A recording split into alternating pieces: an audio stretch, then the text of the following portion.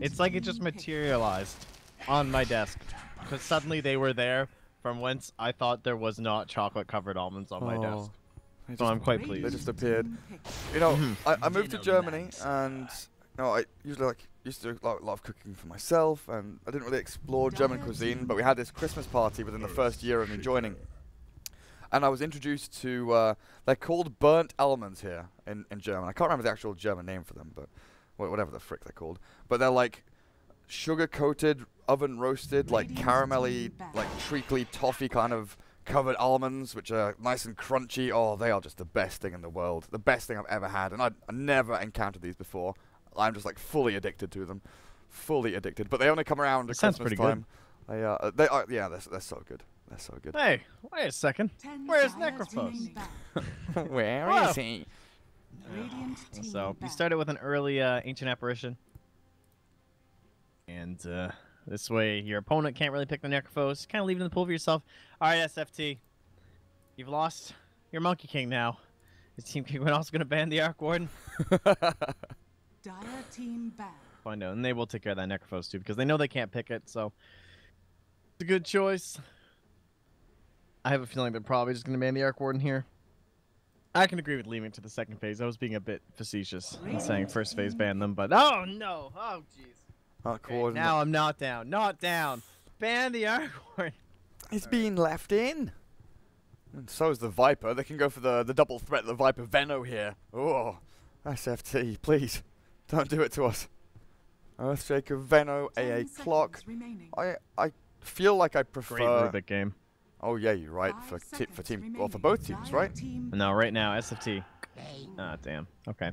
Well, I liked it better for SFT because of the aura up against Ancient Apparition and also stealing and dealing with Clockwork. But you're right. It also is very good for Kingwin if it wasn't for the fact that, like, assuming the Clockwork is going to be a support now. I guess now we know the Prophet, but... Oh well. It wasn't to be. I do prefer the 2-hero opener, and I guess I prefer the 3-hero opener from Kingwin here, with Hookshot, Cogs, Ice Blast, the global, the pushing pressure from Prophet. You're able to force your opponents, you know, from one side of the map to the other relatively easily, and then find pickoffs. They need Void here. Yeah. Yeah, you're probably right. If you don't pick it here, it's going to get banned, and then you have no way of catch on this Ember. Yeah, exactly. You've got no way of killing him. We saw this. The mid 1 Ember was impossible this morning. But then, even with Void, you're dealing. Now you've said that, I'm thinking about this. I love the Bane pick. Then it seems so good. Yeah. So it's a deterrent against the Void. You've got that catch, able to set up for a blink for Earthshaker, a Fissure, or just the Ember Spirit jumping in. But Kingwin, they are a team that loves running Drow Ranger, and this game will be no different. 3 ranged heroes so far, 2 of them cores, and with a third one likely to be the mid hero. Have another ranged hero there. SFT, what are you banning? The puck? Is that what you look towards? What about Death Prophet? Well, I think that would be really strong. Something with a silence or a stun. Dire team ban. Puck is there goes the puck. Removed. That's definitely the default one. There's no question on that. But I do like a Death Prophet pick for Kingwin. What are some of the other options here? Shadow Fiend against the Ember seems pretty good. SF overall seems decent for Kingwin, but I've not seen them play it, to be perfectly honest. 5 seconds. There is still the Viper, as stated before. Oh, yeah. That's actually pretty good. You can just shit on this Ember. Yeah, that sounds alright, actually. Take the Viper. What about SFT? Yeah, we kind of have a general idea as to what this idea should be for Kingwin, so we can kind of figure out what SFT want to do. Should be, I guess, a safe lane hero. I think this is probably an off lane Venomancer at this point. I was assuming the same thing. Not a huge fan. I'm with you on the off lane and Necro and Veno kind of dissatisfaction. It's not dislike, it's not hating, it's just not the best, right? Yeah. Not the best. Well, SFT, what else have you been running here? What are you going to give Illidan? There's no CK, there's no Necro, Anti-Mage is out there, but against a Drow Ranger lineup, you're not going to be looking towards that. Wraith King is something that they've run before against a lot of aggro heroes. And Nequa Broodmother's still in, though. Oh. Ooh. They'll probably have to ban that for Kingwin, I think. You're absolutely right, aren't you? Yeah. That's what they are pontificating at this very moment, Trent. I think so. Thinking. What is scarier? Because I was thinking, like, is there any other offlane hero that could, like, or, like, hero that could replace the Venomancer in a sense of, like, okay, so, like, what's, you know, what can really win this game out of the offlane? Because they need something to, I was picturing, like, wave clear or deep push and things like that, but the split push option of just the Brood is pretty gross. Very hard for them to handle right now. God, this would be such a free Brood game, actually. With the Ember Spirit 2 on your team, seems good. You're into that, Broodmother. Yeah, very bit, much so. A little bit too much there. Just Trent. a little bit. Just a little bit. Dire team pick. Oh. Uh-oh. SpaghettiOs. Still That is a open. hero that gets out of cogs, though, so it's understandable. Also one that's very good against, all of these, right? Out of cogs, out of sprout, out of cold feet, manta away from gust, gap close onto drow. Radiant team pick. Final pick is Pugna. Hello, Lanisha Pugna. This is... Okay, so we have to figure out what our lanes would be, though. If we send the Broodmother down into the drow, would it be worth it? Looks like you'd have a pretty damn good time, honestly. Digger could kind of show up, throw it a Fisher block, maybe. 5 seconds remaining. You could also safe lane the Ember and Pugna. I've seen Brood versus Pugna, and Brood does very well. You just... The only problem is the Pugna fakes. If the Pugna... It basically comes down to a little bit of RNG, right? You start, like, faking Nether Blasts and stuff, but... you can move the spiders pretty quick away from Pugna. The mind games. Pugna's also very, very squishy. So if you go for that, you know, Blightstone into Soul Ring build, which we saw from Ame during the Chinese qualifiers, he literally bought Bloodstone as his first item as he was going to lane at level 1. He wasn't against a Pugna in that game, but he was against someone as, you know, equally as squishy, and he just goes and right-clicks them, punches them like 3 or 4 times. They're on half HP. What can they do then? But here, you know, you could have the Bane definitely harassing mid and causing all kinds of havoc, as Weaver is going to be Illidan's hero. Off-lane Veno for Nequa. I was 2 legs off. Not quite right on that one. I heard the noise, actually, in my headset, and I was like, oh, is that actually the Broodmother? But no. Not so gross. Mother will not be arriving here. Weaver. I like this pick, though. There's no Queen of Pain for Illidan to walk into this game, so he's going to be fine on that front. He'll be hunting down Elisash if he's anywhere nearby. He's got good range on things like the Nether Ward, perhaps, or the same idea still holds strong in terms of like general catch too. It's pretty weak from Kingwin, and then the split push idea too with the Weaver is there. So, is it too much split push? Is it too little defense? Find out soon, because this is definitely a draft that could get run over by a drow, in my opinion. Do you go aggro? Like, I always ask this question, but do you go aggro with the Weaver Bane? Veno against Clockwork, then you have Weaver Bane, and then maybe a little bit of help from the Earthshaker. It doesn't look like they will. They'll just go standard lanes. For battle. Yeah, I would have been okay with that. But yes, the Shaker who's running and gunning here with the brown boots. Trying to get these wards down. Block the small camp. That'll be it. And nothing so far from Kingwin. Well, there's one observer ward over on their side of the river in this middle lane. I think I'm most interested to see what Peksu does on this Bane. Not really much to set up for, but a Nightmare into, you know, a Fisher and a Swarm really can set up for Illidan to do a lot of damage in this game, especially in this laning stage. Just third pick Bane after Clockwork and AA. Interesting pick. Yeah.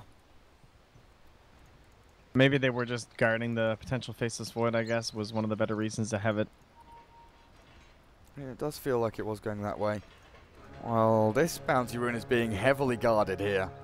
Keep the drow alive, take the bounty rune, as they are spinning around in circles near the trees. But there won't be a contest this time from the Radiant as they fall back to block up their waves. Fish are there to give the Venomancer a bit of a better time. Cancel not quite going to get in onto Thompson. A very common move we see from these 4-roll heroes, or even a pair of supports just moving along this ridge to kind of catch the mid laner as they come across after claiming their bounty rune. Do a bit of chip damage. Burn through one of the regens, one of the tangos. But it, for now, will be a straight 1v1. Pugna against Ember. Ember not going to be happy with this, even with the poor man's shield. Will struggle as Pugna is one of those really heavy lane dominators. Starts off with a decrep, but a little bit of a missed time there, it feels like. Now feels the pain as this flame guard from Thompson does a decent amount of damage back onto the Pugna. Top lane, battle kicking off. Cogs traps in Nikwa, but more importantly, pushes ST back. They kill off one of the Cogs though, and the body blocks the final hit. Elder Sash clears him up. That was close. Well played to get him out, to get the Veno out of the Cogs, but the damage was there. You really can't sleep on that level 1 chilling touch, man. It's a small part of AA now compared to how it used to be. He goes back over and he goes, well, what the hell? That's the worst feeling as a support, man. It's alright, though. He's going to get back in time to grab this camp. Pull on up there with the satyrs, too. So if you do it right, if you get a little bit lucky with the creep aggro, too, lasts a pretty long time. Pulls the whole wave into that satyr ore is pretty handy.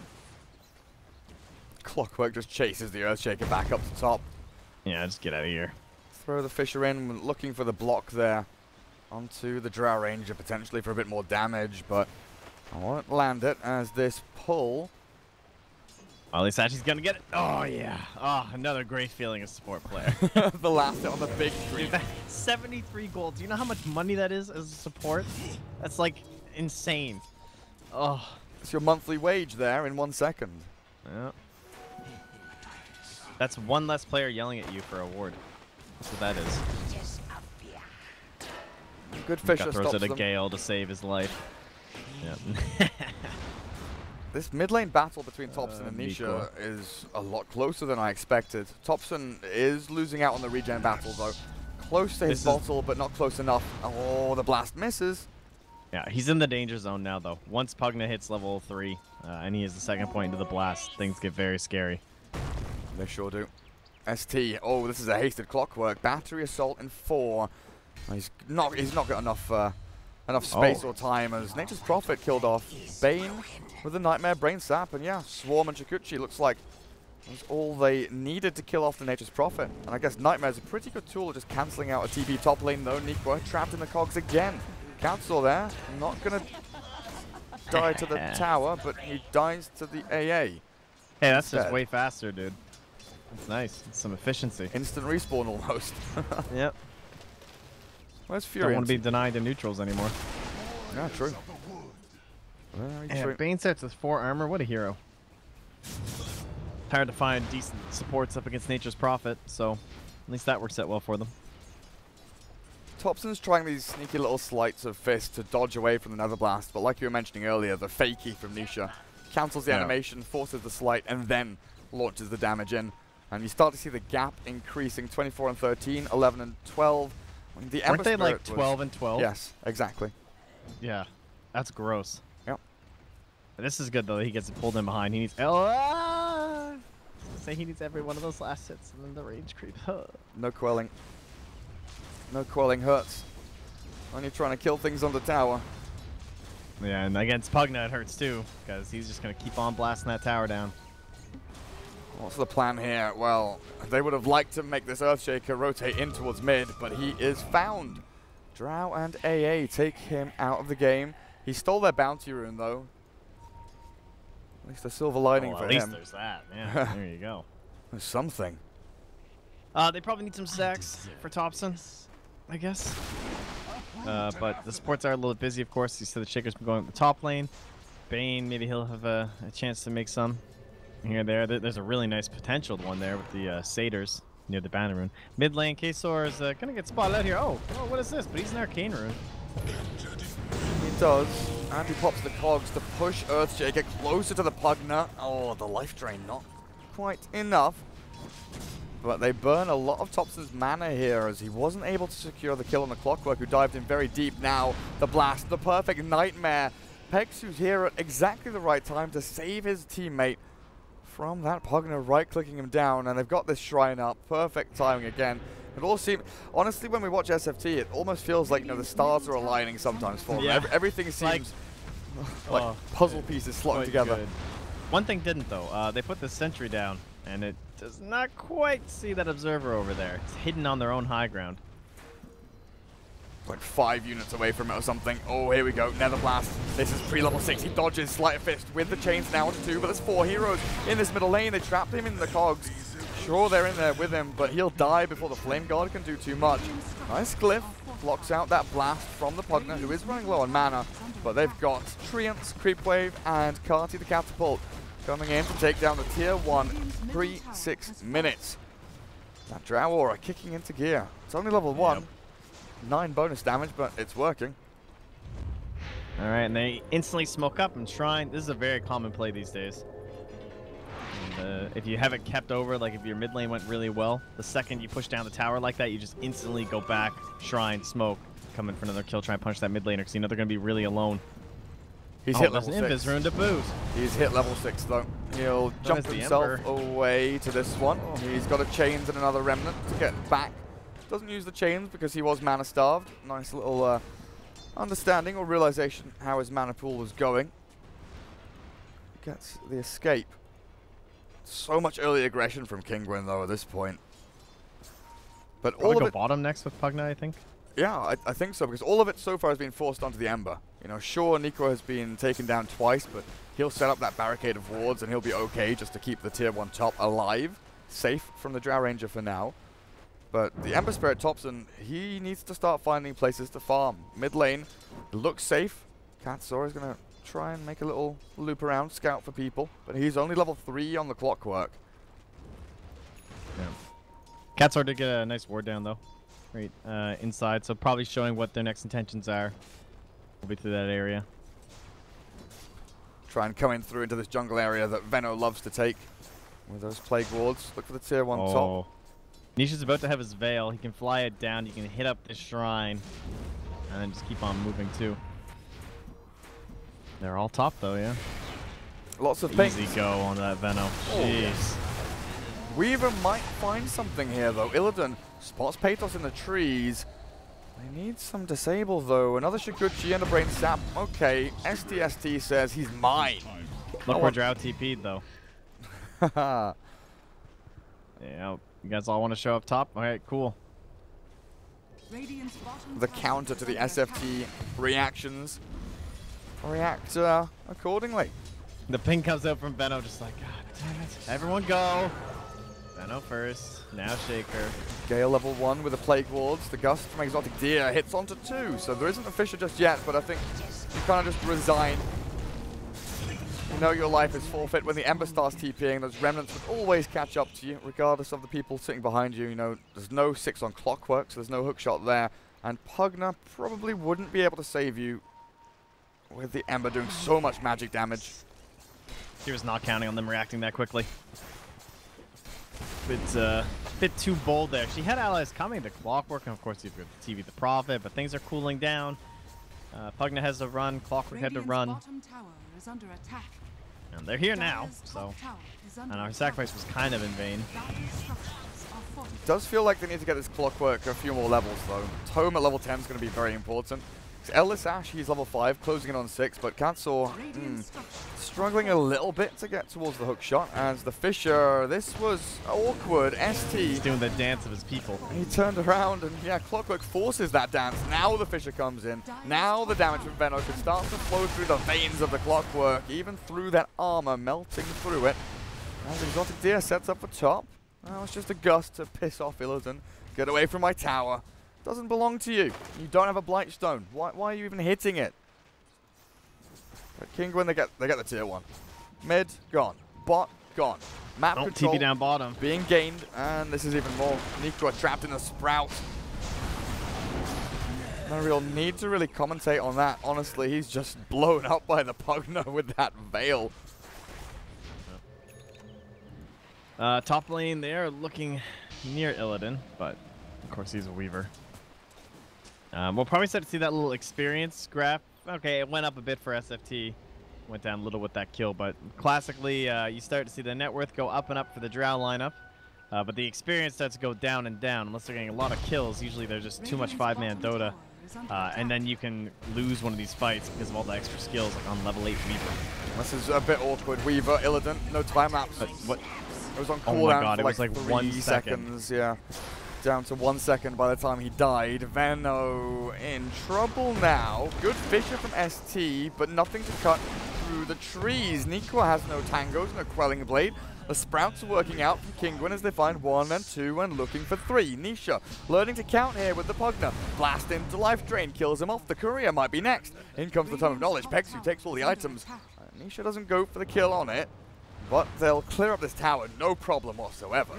SFT, a little bit slow to get off the ground in this one, but Thompson has been kind of, calmly farming, calmly getting himself up into the Veil, and now maybe looking for an aggressive play. No stuns, the Nightmare finally comes through. Drow Ranger caught at the last second. Pexu does get the disable. There's the nice little decrap coming out and the life drain, but Illidan with the damage will clear that up. Nisha now has no mana. The stick shot has come out. Here's a decrap and a blast, but in comes Thompson. Remnants forward. Nisha in trouble. They've gone in too deep. He'll get the final click in, but he doesn't kill off Pexu, as he does have a magic stick, and that little bit of HP regen kept him up and running.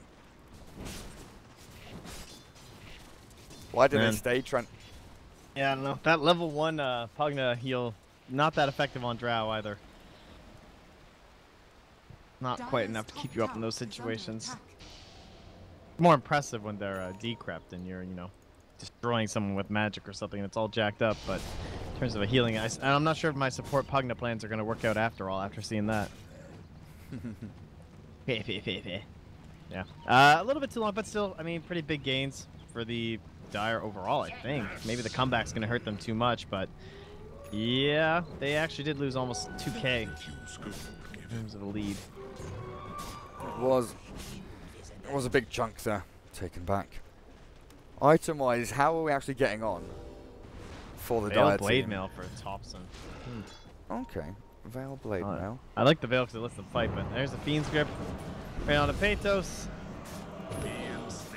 Simple takedown. Chance. Easy peasy. That's the great thing about Bane. As a 5-role support, I think we touched on this earlier today, or maybe yesterday, but the ability just to kind of walk into the enemy jungle, and because you're a 5-role, not really care about dying, but you've got 2 disables. You can Nightmare one, grip the other. You hold them in place for heroes like Ember, like Weaver, with high mobility, with the kind of chance to get across the map and look for these kills very quickly. You're able to set up. Speaking of looking for kills. Oh yeah, hello. That is the best Echo Slam ever.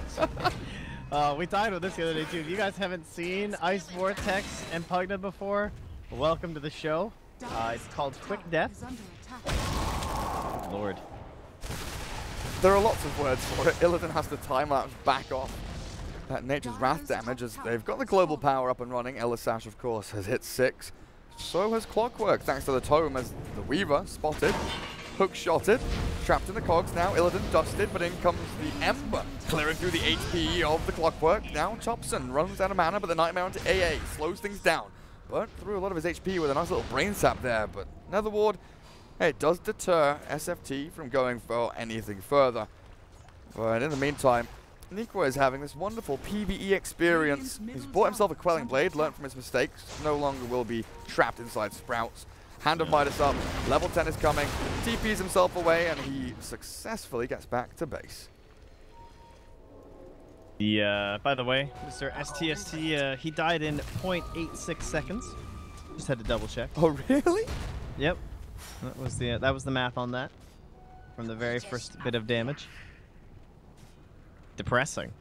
I'll take that. That's very sad. Yeah. Are they going to be able to win this game, I wonder, for the Dire? Are they going to be able to hit their timing fast enough? I'll take that. 15 minutes. I think usually around, like, the first Roche is kind of how I tend to assess Drow strats. See exactly when they're getting that, how likely it is. Are they itemizing towards it? But this tier 2 mid is also looking to go down here, and that's going to help a lot for the Roche. I would like a Solar Crest on my Nature's Prophet in most games, but I can see these building into the Orchid, which obviously gets a Weaver and an Ember.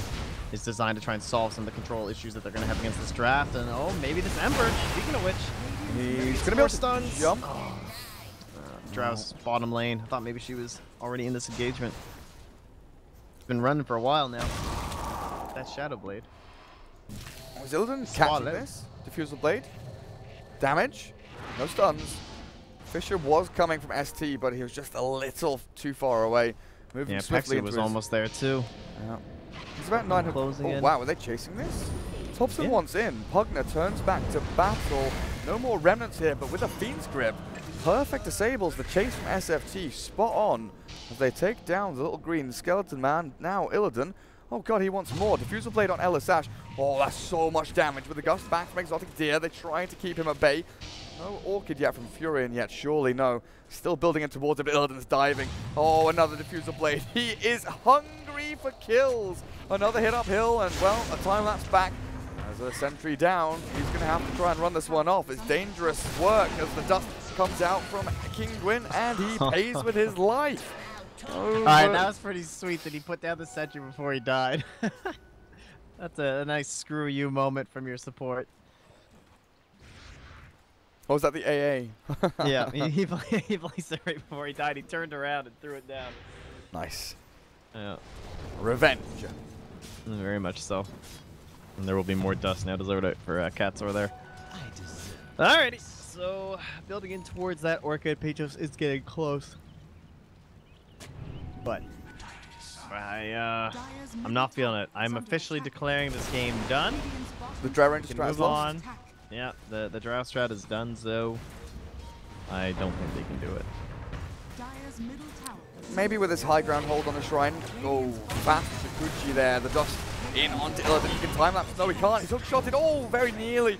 But he still dies. Now, Remnants forward. Drow Ranger barely TPs away. Thompson doesn't get the kill. They come back in with the Cold Feet of Sprout. The Fish are going to block them off. They can't really turn this back, SFT. Gale in the back end, looking for the Pugner. Pugner now coming back into this fight. Wants to go for the big battle. Doesn't want the 1v1. He wants to blast multiple people. But they get the Weaver, and everyone disengages, says, we've had enough of this. We do not want to engage anymore. Our Earthshaker needs to farm his Blink Dagger, and Illidan needs to stop dying in silly places.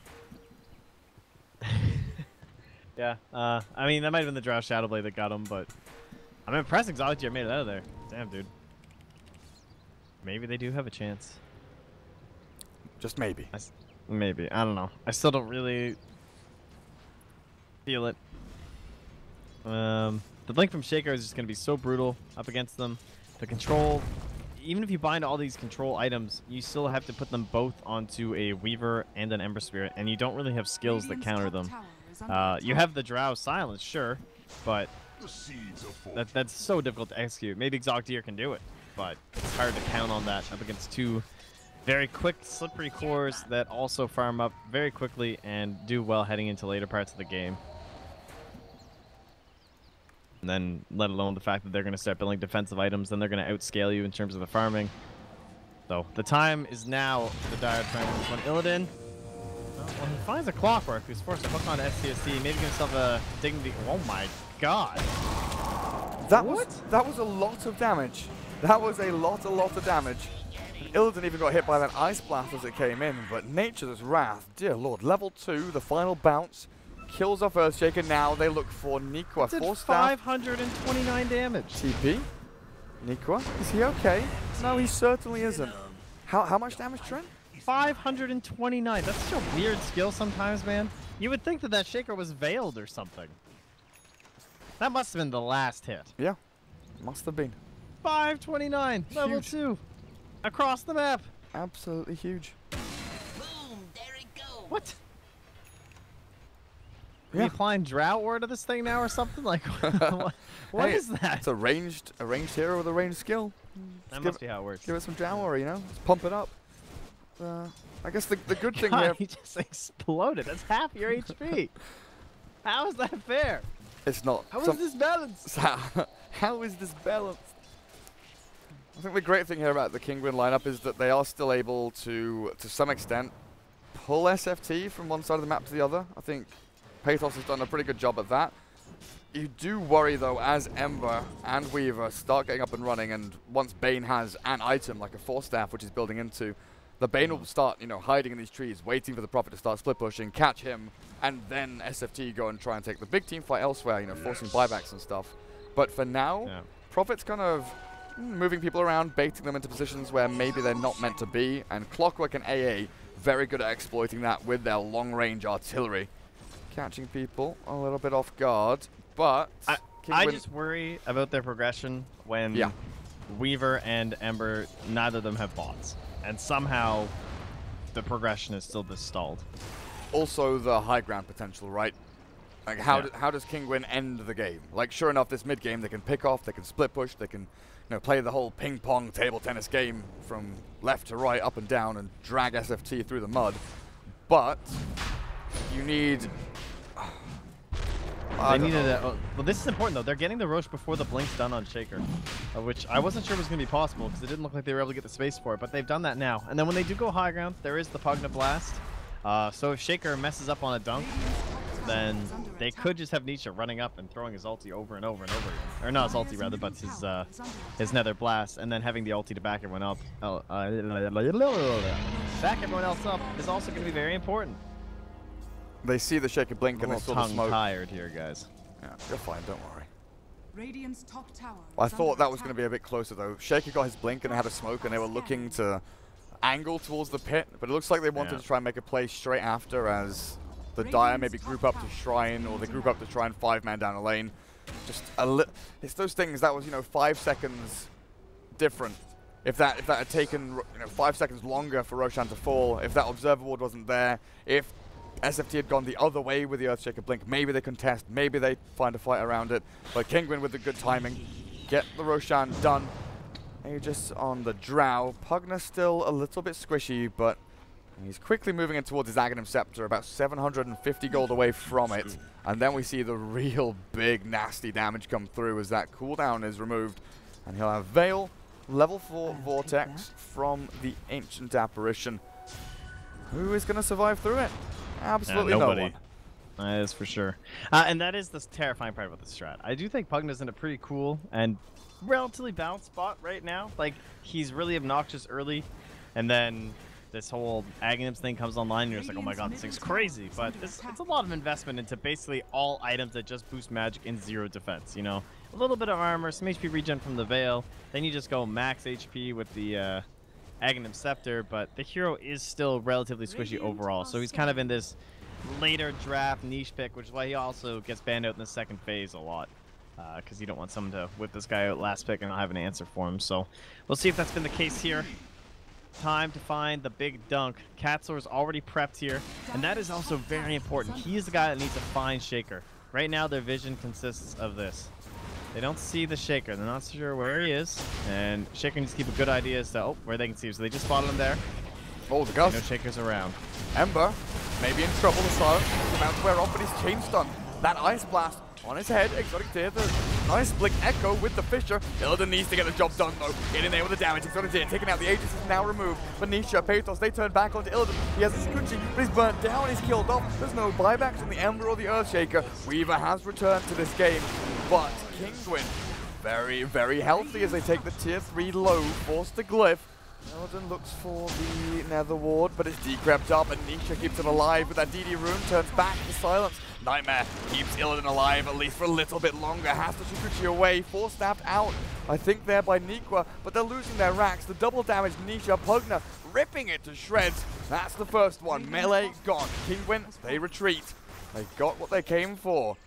And with this final Ice Blast landing in, Nikwa will be a little bit annoyed with it, but he'll still hold the line. Very nicely done.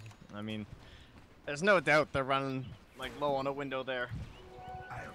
If it had been like 2 or 3 more minutes and you don't get that, that's when like these bots have just come online for tops and he didn't get a chance to use them to like start the split push, and they're able to find their way into this lane, right up to the buildings, and then blow up a couple key targets right away too. So excellent use of the Aegis.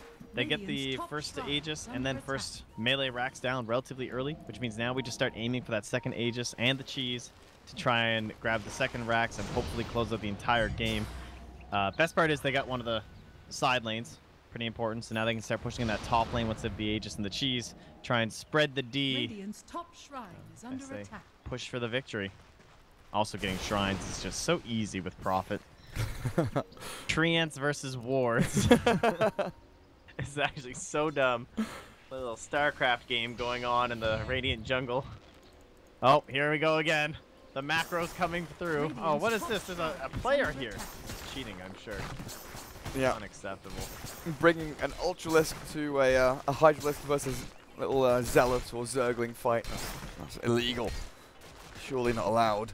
But as you said, since bottom lane is going to naturally be shoving in towards the ranged racks, Topson tries to clear as much as he can, but this absolutely massive army of Kinguin, a bunch of Treants, they'll have the Nether Ward down, they're going to start shoving in.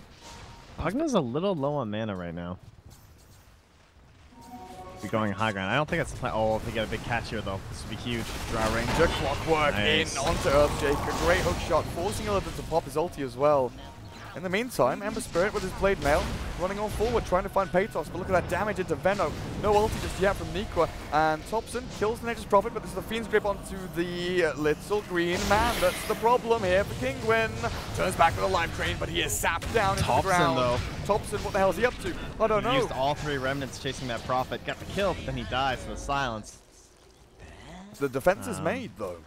Yes, that is true. They do get Catsor too, so that'll end up being worth in the end. It's about a 2k swing. It comes out to exactly 0 on the Dire. Really? Do you have this right now? Did you get the fight recap? No, I didn't. It says... What on earth? It is too. It's exact... No, that can't be right. Is it really? It's exactly 0. Wow, what are the odds? 247 gained for the Ancient Apparition. 66 gained for Clockwork, 213 gained for the Drow, and then 278 loss for the Prophet, 248 loss for the Pugna. It adds up. The math is good. It's 0. It just says gold. It's 0. Wow. That's pretty funny. And then it's 1902 gold for the Radiant. Nice. And a lot of experience. 5,128. A lot. Yes. So what does that give us? One word. A lot. The animal. Yeah. The big furry animal. The big furry Alot, yes. Well, I sent you a screen cap just so you can enjoy it. Thank you so much. You're welcome. Can confirm he sent me a screen cap where it says 1,902 for the Radiant, 0 for the Dire. I just like it looks so lonely, just the single digit. Just of 0. It would look better if it was like negative 300 or something, rather than a 0. Bottom racks, it is dropped by a creep wave. Not really a big worry, it was just a ranged one. But all of that money that came into the Radiant team, where is it actually being distributed to? There's a gem over on the Bane. He has put the Force Staff to the wayside for now. Weaver, BKB in about 200 gold, but Illidan slipping in accelerationless farm, of course. Difficult when a Drow Ranger lineup is just shoving into your base. But Topson's doing reasonably well. He's got now, I believe, a plate mail, yeah. He's got the plate mail. He's moving into a Lotus Orb to try and get that silence off of him, which is really obnoxious when you're being gusted and hit by the Orchid, and you don't necessarily want to buy a Manta style. They've done a great job focusing him during all these fights. Oh, speaking of which, here it comes again. Shadow Blade into Orchid. And with the hook shot as well, he will die. And he will be dead for a full minute, as he just bought the plate mail, so that means no buyback. High ground defense time now for SFT. Venno ulti, 10 seconds until it's up. No Plague Wards down just yet. The Fisher will try and hold off this marauding mass of Treants. Trying to get up onto the tier 3. Illidan has used his BKB. The creeps weren't even here yet, bro. Gotta chill out, man. That's a classic Illidan move. Thinking. A little bit of a misclick. And now The high ground life Any drain force from staff? Pugna. Someone get this Pugna on the high ground. Oh, I don't know if he was at the right angle, but Nico has a force staff. Radiant's middle tower is under attack. Yeah, Because like when Jakiro comes up and he tries to throw the fire onto your tower, you aggressively force staff him. You can do the same thing to Pugna. Gonna back away now. Get him on my high ground. Oh, he went for the 200 HP though. I mean, I guess most Venos do, but he doesn't have the plus 150 cast range, so it can be a little harder to do it. Ah, yeah. Offensive force staffs are the most underutilized skill in Dota 2. My official opinion. They're so hype when they happen as well. If you notice it happens. I think it's like Universe just plays clock and suddenly he can offensively force staff, but anyone plays any other hero, it just like never gets used. Smoke out. My by- personal favorite, I think this happens like once every single Dota game I play, is whenever you're like ahead in the game and I always play support, but I place the ward up on their high ground and they come to de-ward it and you just force staff them down. I swear to God, that's won me so many games in Dota. Like, it's how you break the defense every single time. Some idiot walks up like, oh, 300 gold. So good. And then you send them Do down. recommend. Oh dear, look, wait, hang on. No, surely Okay, not. I was actually about to lose. Oh, yo, that would have been hype. Oh, yo, They catch Thompson. Can they kill him? Remnant away means that the answer is no. No, they cannot, but like you see right there, like we don't even have to say anything, but Illidan down to, what was that, like a third of his health? A quarter of his health? Yeah, a little less, I'd say. Yeah. It's crazy that when he time lapses, the target stays on you. That's hilarious to me. Like, what an absurd skill. And now he's just getting just rushed. I love the hand animation that comes with it.